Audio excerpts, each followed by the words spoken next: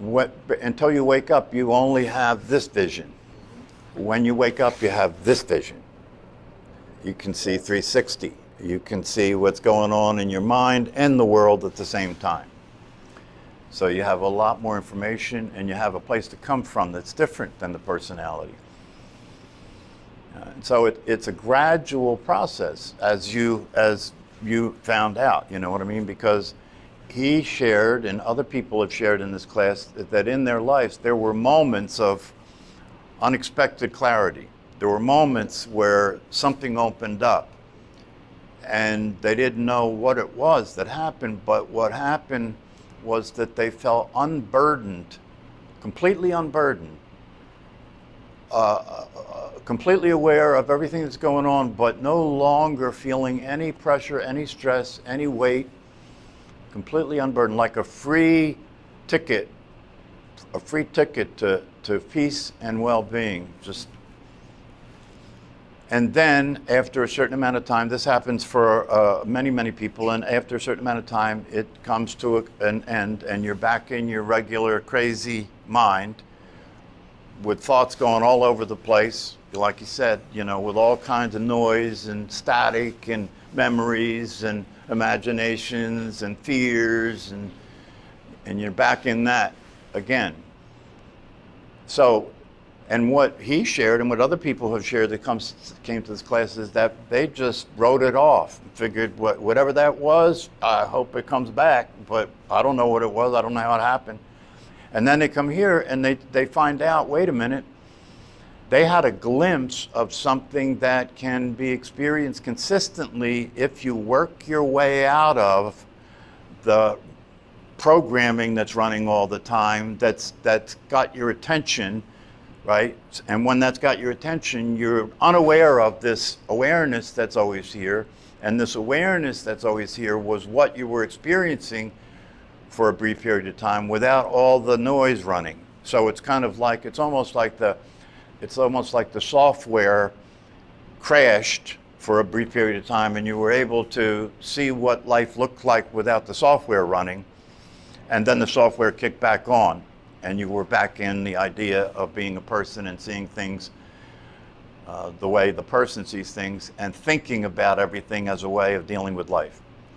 That's the big pitfall. You know, we're so totally conditioned to depend on thinking as a way of existing.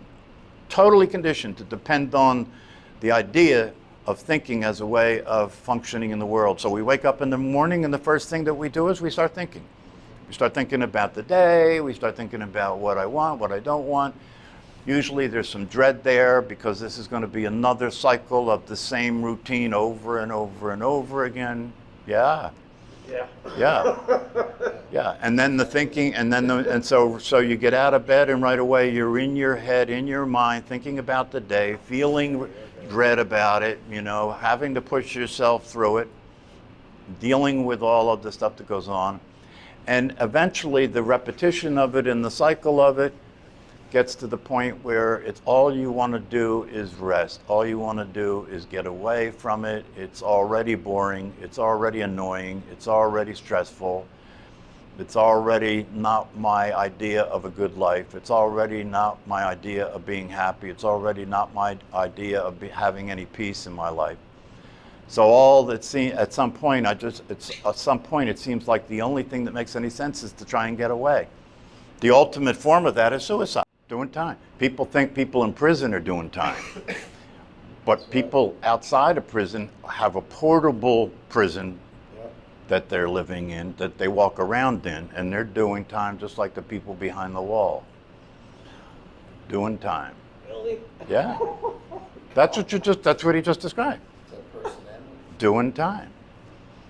So then the question becomes, is that all there is? Is that it? Is that a human life? Is there nothing else besides that? And like I have said here many times before,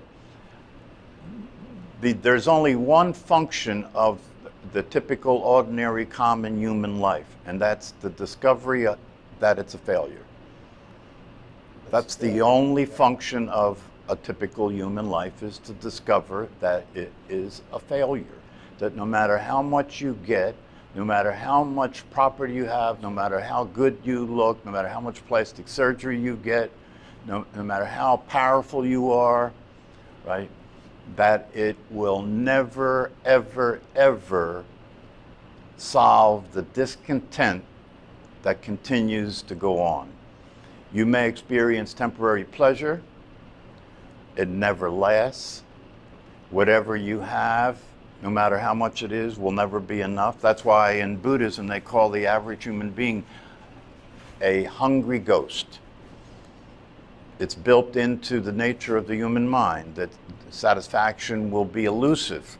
No matter what you get, once you get it, it won't be any more what you want because you have it. Now you want something else, and it never ends. It never ends. So the only success in an average human life, a typical human life, is to discover that it doesn't work. There's never any real peace of mind. There's never any real contentment or satisfaction. It's temporary. So you never stop chasing the carrot. And you can never relax. If you're a billionaire, now you have $1 billion to worry about. That's the way it happens. I thought if I had that much money, I wouldn't have a worry in the world. But now I have more worries than I ever did before because $1 billion is a lot of money to lose. And now I'm terrified to lose it because if I lose it, the one thing that I thought would make me happy is gone. The only thing to realize is it doesn't work. And even if you get to have $1 million and that's what it took for you to realize it doesn't work, it was worth every penny of it. Because now you'll stop trying to get happiness from a place that can't deliver on happiness. Money cannot deliver on happiness. So if you got the prize and you found out that you didn't win, right, then you might start to look elsewhere and begin to consider that maybe there's something here that is very subtle, very easy, very obvious that you've been overlooking all along. You know, like the freedom and the happiness and the well-being that's available just out of the experience of your existence itself, which means nothing to most people. The fact that a human being is alive and exists and is awake and aware, right, which is in and of itself a miracle, right, that's considered to be worthless and meaningless. The most valuable thing that human beings have is their existence and awareness. And that's considered to be meaningless and worthless. I didn't ask to be born, right? I didn't ask to be born. I always wished I wasn't born. Yeah, well, see, that's the same sentiment. That's the same sentiment. I wish I wasn't born. I wasn't born. Yeah. So what that says is that obviously what you call life is something that is, in the end, something you want to get away from. That's why you would say, I wish I wasn't born. The typical life is something that people are avoiding. People are avoiding life. People go to work. I used to be in charge of an institution where I had 500 people working under me, and I would walk around during the day, and when they saw me coming, they would start working. And I used to look at that and think, this is crazy. You know what I mean? It's like their life is about avoiding life. Their life is about avoiding life. So they go to work. Their work is about avoiding work, right? So people go to work. They want to make as much money as possible for acting like they're doing something. That's what most people are doing, right? They're putting up with it. They're coping with it, right? The most valuable thing that we have available to us, the experience of being alive itself, is something that most people are resisting, struggling with, coping with, right? Distracting themselves from, right? Using substances to tranquilize themselves so that they don't have to be awake and experience life. And the people that practice meditation, what they discover is what everybody else is running from is what they're running toward.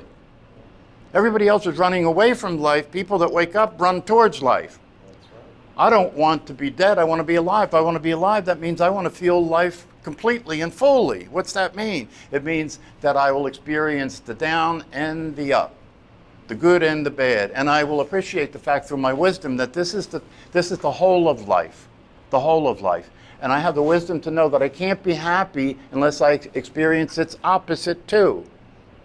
It's the experience of the worst things in my life create the possibility of experiencing the best things in my life.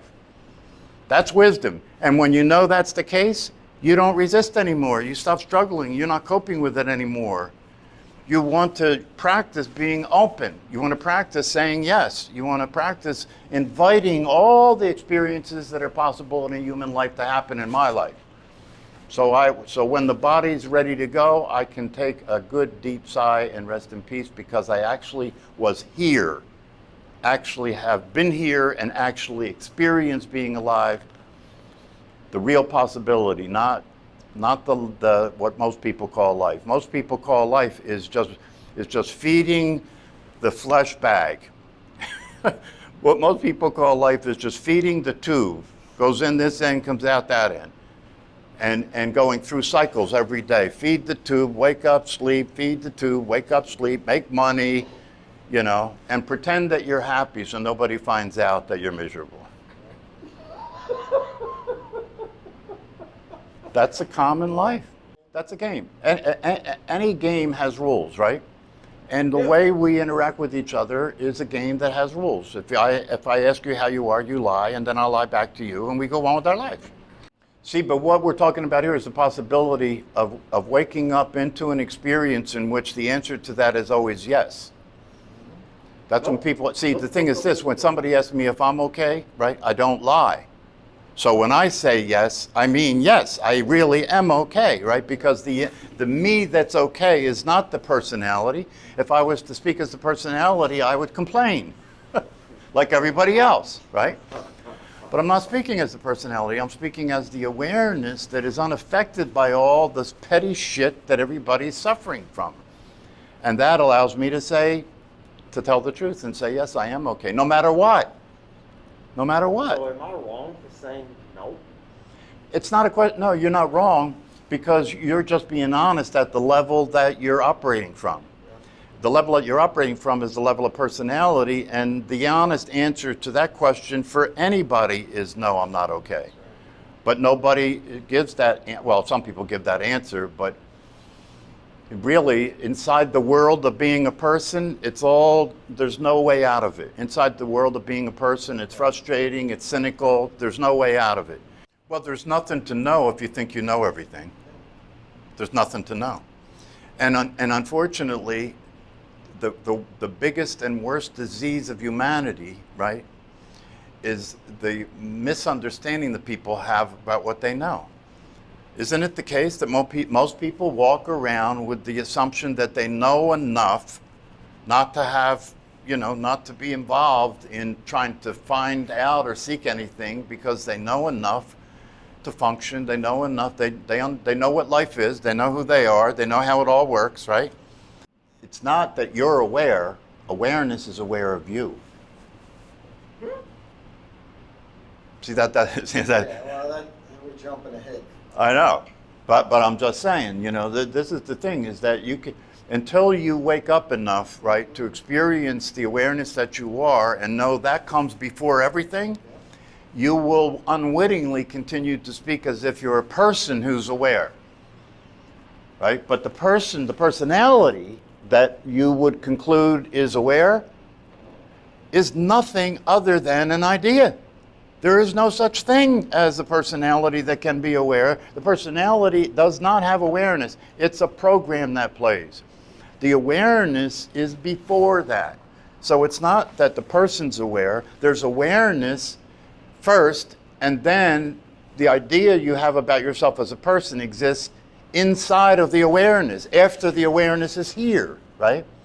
So that, and then if you identify yourself as that, right, now you're being something you're not. Now you're being something you're not. And that's the condition that most human beings are in. And when you're being something that you're not and trying to make that thing that you're not happy, how are you going to do it? How are you going to make something that isn't real happy?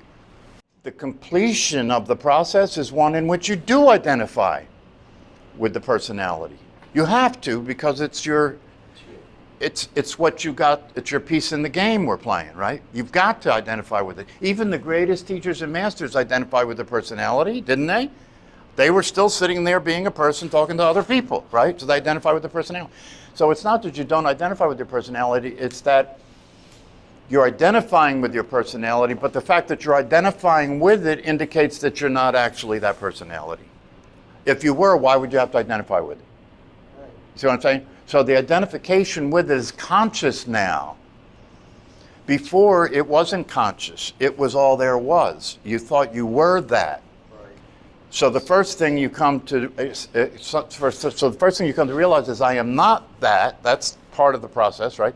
And then after experiencing I am not that, then I identify with being that. Because I have to. You can't, you can't stay in a way. You can't be pure awareness. You have to identify with the personality.